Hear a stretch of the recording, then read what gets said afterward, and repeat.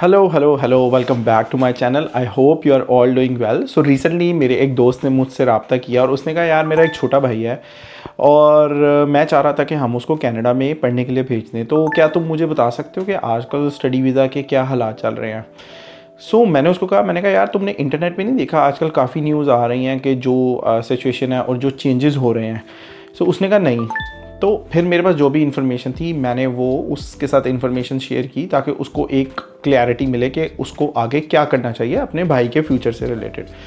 Then a thought came to my mind कि यार कितने इस तरह के और भी लोग होंगे जो इसके बारे में क्लैरिटी चाह रहे हैं या जिनको नहीं पता कि अब क्या हो रहा है और हम क्या कर सकते हैं, और आया कि हमें अप्लाई करना चाहिए या नहीं करना चाहिए या हमारे पास क्या क्या ऑप्शंस हैं। वो सारी कन्फ्यूजन्स आपकी इस वीडियो से दूर हो जाएंगी। Let's start today's video. Basically आपने ये सुना होगा, आज से कुछ साल पहले लोग ये कहते थे कि यार कनाडा के हालात बहुत अच्छे थे और बहुत से लोग यहाँ स्टूडेंट वीज़ा पे आए। ऑब्वियसली जो भी थर्ड वर्ल्ड कंट्री से या एशियन कंट्री से स्टूडेंट वीज़ा पे आता है उसका मेन पर्पज़ यही होता है कि यार मैं अपनी स्टडी कंप्लीट करूँगा और उसके बाद मैं यहाँ पे पीआर ले लूँगा और मैं फिर यहीं पे सेटल हो जाऊँगा, जो कि फेयर इनफ हर किसी का मोस्टली यही गोल होता है। लेकिन पिछले कुछ अर्से में क्या हुआ, स्पेशली कोविड के बाद इतने ज़्यादा लोग आ गए कि यहाँ पे इनके अपने मसले स्टार्ट हो गए। सबसे पहली चीज़ जो ये कर रहे हैं, capping on the student visa. What does capping mean in comparison of 2023 जो इन्होंने वीज़ाज इशू किए थे उसके अंदर ऑलरेडी इन्होंने 2024 में 35% कैप लगा दिया है और जिसको ये फर्दर इंक्रीज करेंगे 2025 में मज़ीद 10% कैप करेंगे जो रिमेनिंग आ रहे होंगे उन पे, और इसी तरह से ये आहिस्ता आहिस्ता जो है वो आगे बढ़ता जाएगा। तो इसका मतलब ये है कि आइंदा आने वाले वक्त में स्टूडेंट वीज़ा जो है वो लेना और मुश्किल हो जाएगा, उसका क्राइटेरिया और टफ हो जाएगा। Now let's talk about why the cuts लगाने की असल वजह क्या है। सबसे पहला कट्स लगाने की जो वजह है वो है हाउसिंग क्राइसिस। हुआ ये क्योंकि ज़्यादा लोग जो है वो यही फोकस करते हैं कि वो बड़े शहरों में आकर रहे। तो बड़े शहरों में उस टाइम तक इतने घर ही नहीं थे। ज़ाहिर बात है जो बंदा आएगा उसको रहने के लिए घर भी चाहिए, उसको सर्वाइव करने के लिए भी जॉब भी चाहिए, फिर उसको हेल्थ केयर भी चाहिए। तो इतने घर ही नहीं थे कि लोग यहाँ पे रह सकते। और आपने अक्सर न्यूज़ में इस तरह की चीज़ें देखी होंगी कि फिर लोगों ने स्पेसिफिकली स्टूडेंट्स को एक्सप्लॉइट करना स्टार्ट कर दिया। कैसे उनको एक्सप्लॉइट करना स्टार्ट किया कि लाइक अगर उनके पास एक किचन है, एक किचन में उन्होंने एक मैट्रेस डाला और उसको उन्होंने रेंट पे देना स्टार्ट कर दिया, लाइक $500 $600। सबसे पहली वजह थी वो थी हाउसिंग क्राइसिस। नंबर 2 जो मेन इशू था वो ये था कि इनके क्योंकि लोग इतने ज़्यादा हो गए थे तो इनके हेल्थ केयर सिस्टम के ऊपर उसका बहुत ज़्यादा जो है वो प्रेशर आ गया था, क्योंकि इतने ज़्यादा डॉक्टर्स ही नहीं थे, इतने ज़्यादा हॉस्पिटल्स ही नहीं थे और इतना ज़्यादा स्टाफ ही नहीं था जो इतने ज़्यादा लोगों की हेल्थ केयर की नीड को कैटर कर सके। इससे इनका जो हेल्थ केयर का सिस्टम था वो भी चोक हो गया। आपने कितने इस तरह के इंसिडेंट और सीन्स देखे होंगे इंटरनेट के ऊपर कि अक्सर लोगों को ईआर के अंदर, इमरजेंसी रूम के अंदर 18 घंटे तक वेट करना पड़ा है और फिर जाके उनको ट्रीटमेंट मिला है। और इसमें कितने लोगों की वेट करने के दौरान कितने लोगों की डेथ भी हो गई क्योंकि डॉक्टर ही अवेलेबल ही नहीं है। डॉक्टर जो अवेलेबल है वो ऑलरेडी उसके पास इतने पेशेंट्स हैं और वो एक क्यू के लिहाज से ऑलरेडी लोगों को देख रहा है। जो इतनी रैपिड पॉपुलेशन की ग्रोथ हुई है उसके साथ साथ मसाइल भी आए हैं क्योंकि इनके पास उतना इंफ्रास्ट्रक्चर ही अवेलेबल नहीं था। तो इंफ्रास्ट्रक्चर ना होने की वजह से इनकी हाउसिंग सिस्टम के ऊपर लोड आया, इनके हेल्थ सिस्टम के ऊपर लोड आया, जॉब मार्केट के ऊपर लोड आया। तो उसकी वजह से अब ये कट्स लगा रहे हैं। सेकेंड मोस्ट इंपॉर्टेंट थिंग क्या हुई कि अथॉरिटीज़ ने ये आइडेंटिफाई किया कि कितने ऐसे स्कूल और कॉलेजेस हैं जहाँ पे बच्चों को पढ़ाया बिल्कुल भी नहीं जाता बट उनसे फ़ीस ली जाती है और फीस ले कंप्लीट करके उनको डिग्री दी जाती है और ताकि उसके बाद वो यहाँ पे पीआर ले सकें। सिस्टम को एक्सप्लॉइट किया गया कुछ स्पेसिफिक इंस्टीट्यूट्स की तरफ से। दूसरी वजह कट्स की ये बनी।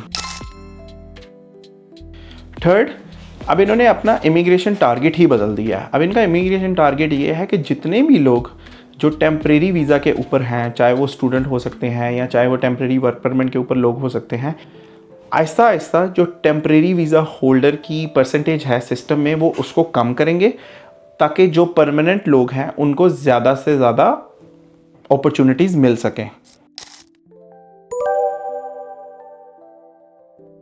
सो लेट्स टॉक अबाउट कि चेंजेस है क्या।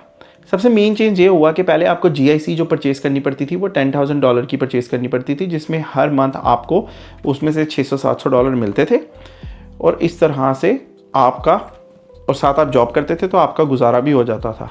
अब वो जो GIC का थ्रेशोल्ड है वो इन्होंने ऑलमोस्ट डबल कर दिया है, $20,000 प्लस। सो ऑब्वियसली हर बंदे के लिए ये पैसा अफोर्ड करना इतना ईजी नहीं है। सो सबसे पहला चेंज तो ये है।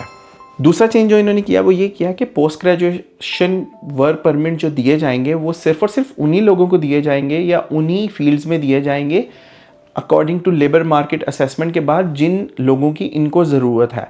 Giving you the example, let's suppose अगर किसी ने मेडिसिन पढ़ी है और इनको ऑब्वियसली यहाँ पे डॉक्टर्स की ज़रूरत है तो ये उसको पोस्ट ग्रेजुएशन वर्क मिल जाएगा। लेकिन अगर किसी ने बिज़नेस पढ़ा है और बिज़नेस से रिलेटेड ऑलरेडी यहाँ पे बहुत लोग हैं तो उससे रिलेटेड ये वर्क परमिट नहीं देंगे। This is what you should keep in your mind अगर आप किसी भी डिग्री के लिए अप्लाई कर रहे हैं। सो फर्स्ट ऑफ ऑल आपको ये भी देखना पड़ेगा कि उसकी यहाँ पे डिमांड है या नहीं।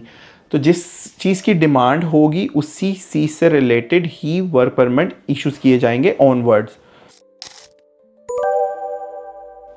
उसके बाद कितने लोग ऐसे करते थे कि जिनके पास जॉब अवेलेबल नहीं होती थी तो वो मोस्टली लोग जो थे वो यहाँ पे असाइलम अप्लाई कर देते थे कि हमें हमारी कंट्री में खतरा है या किसी भी तरह का कोई असाइलम अप्लाई करते थे। तो ऑलरेडी कितने जो मोस्टली जो स्टूडेंट्स असाइलम अप्लाई कर रहे हैं मोस्टली वो असाइलम जो है वो कैंसिल हो रहे हैं, और आपने कितनी नेट पे वीडियोस भी देखी होंगी कि लोग उसके बारे में काफ़ी प्रोटेस्ट वगैरह भी कर रहे हैं।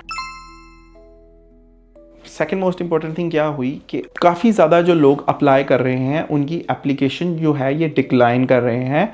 अगर आप इसका कंपैरिजन करें 2024 का 2025 के साथ तो इसमें ऑलमोस्ट 30% के आसपास ऑलरेडी इन्होंने एप्लीकेशंस डिक्लाइन की हैं, जिसमें थोड़ा सा भी कोई इशू है वो एप्लीकेशन इन्होंने डिक्लाइन कर दी है। So let's talk about why Canada is lowering the student visas. So they are lowering the student visa due to different reasons. The first reason is that they want to control the growth of population, specifically जो temporary लोगों की वजह से हो रही है। Second thing, जो इनकी हाउसिंग पे, इनकी हेल्थ केयर पे जो प्रेशर आ रहा है उस प्रेशर को कंट्रोल करने के लिए ये कट्स को लगा रहे हैं। थर्ड, जो इन्होंने नोट किया है कि कितने लोग जो हैं वो सिस्टम को एक्सप्लॉइट कर रहे हैं, उस एक्सप्लॉइटेशन को ख़त्म करने के लिए भी ये कट्स को लगा रहे हैं। The fourth most important thing, they will only issues the visas specifically जिन बंदों की इनको ज़रूरत है उन्हीं को ये बुलाएंगे, अदरवाइज वही हर किसी को नहीं बुलाई जाएंगे अब onwards. So this is what you should keep in your mind कि आप जो पढ़ने जा रहे हो या आप जिस चीज़ में अप्लाई कर रहे हो आपने ये देखना है सबसे पहले उसकी वहाँ पे डिमांड भी है या नहीं। So now let's talk about what this means to the applicants. So आने वाले वक्त में होगा क्या, जो एप्लीकेंट्स हैं जो दुनिया में कहीं से भी अप्लाई कर रहे हैं उनके लिए एडमिशन लेना वो ज़्यादा मुश्किल हो जाएगा और कंपटीशन जो है वो ज़्यादा हो जाएगा। फिर जो फाइनेंशियल एलिजिबिलिटी का थ्रेशोल्ड है वो भी इन्होंने ज़्यादा कर दिया, तो ऑब्वियसली हर बंदे के लिए वो थ्रेशोल्ड को मीट करना भी इजी नहीं होगा। थर्ड, जो इनके नॉन प्रायोरिटी प्रोग्राम हैं उसमें आप लोगों को स्टडी के बाद बहुत ही रेयर चांसेस हैं कि आप लोगों को पोस्ट ग्रेजुएट वर्क परमिट मिलेगा, तो वो आपको नहीं मिलेगा। सो ये इस वक्त यहाँ पे करंट सिचुएशन है। अगर अब आप में से कोई भी अप्लाई करना चाहता है तो आई वुड स्पेसिफिकली से कि आप इस वीडियो से आपको मुझे लगता है बहुत क्लैरिटी मिल गई होगी। सबसे पहले आप इंटरनेट के ऊपर सर्च करें और आप ये देखें कि आपका गोल है क्या। अगर तो आपका गोल अलाइन होता है यहाँ आने से, और अगर ये जितने भी चेंजेस हैं अगर आप ये सारे चेंजेस को अफोर्ड कर सकते हैं तो then is it worth to spend this type of money. जो अगर मैं इंडियन के इक्विवेलेंट देखूं तो अप्रॉक्सीमेटली 20-25 लाख के आसपास बन जाती हैं, और पाकिस्तान के इक्विवेलेंट देखूं तो 60-70 लाख रुपया बन जाती है। तो अगर आप ये चीज़ें अफोर्ड कर सकते हैं तो देन आपको आना चाहिए। आने के बाद दूसरी सबसे मेन चीज़ आपको ये चीज़ें भी अपने माइंड में रखनी चाहिए कि यहाँ it's not a bed of roses, reality is that कि आपको जॉब ढूंढने में बहुत ज़्यादा मुश्किल होगी, आपको रहने में बहुत ज़्यादा मुश्किल होगी, उसके बाद लोनलीनेस होगी, खाना पीना खुद करना है, हर चीज़ खुद करनी है। तो ये तो आप कहीं भी जाओगे तो आपको करना पड़ेगा। बट अगर आपके पास जॉब हो तो आपका टाइम पास हो जाता है। और अगर आपको जॉब ही नहीं मिल रही तो अगर एक बंदा एक सेमेस्टर की फ़ी ही पे करके आया होगा तो उसकी काफ़ी टाइम जो है वो तो इसी टेंशन में ही गुजरेगा कि यार अब मैं क्या करूँगा, मैं कहाँ से खाऊँगा, या मैं गुजारा कैसे करूँगा, मैं अगले सेमेस्टर की फ़ीस कैसे दूँगा। सो आई होप आप लोगों के माइंड में जो भी कन्फ्यूजन थी और मैंने ये जो 1-1.5 साल के अंदर जो चीज़ें चेंज हुई है वो सबको समराइज़ करके आपको इस वीडियो के अंदर डाल दी है। आई होप कि आपको इससे बहुत मदद मिलेगी। Thank you for watching my video. Have a good one, take care, bye.